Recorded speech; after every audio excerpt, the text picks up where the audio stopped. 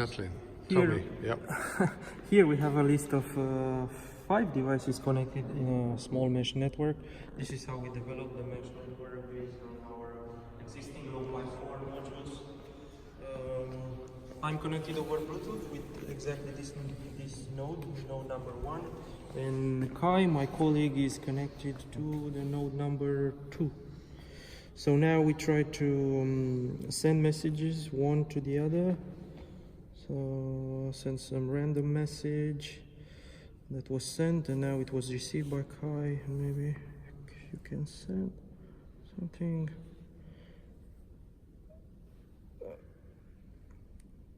I'm going to receive it pretty soon. Let me try. Yeah, there it is, and also my message was sent. I think have. Here it is. Okay. So. Great, thank you.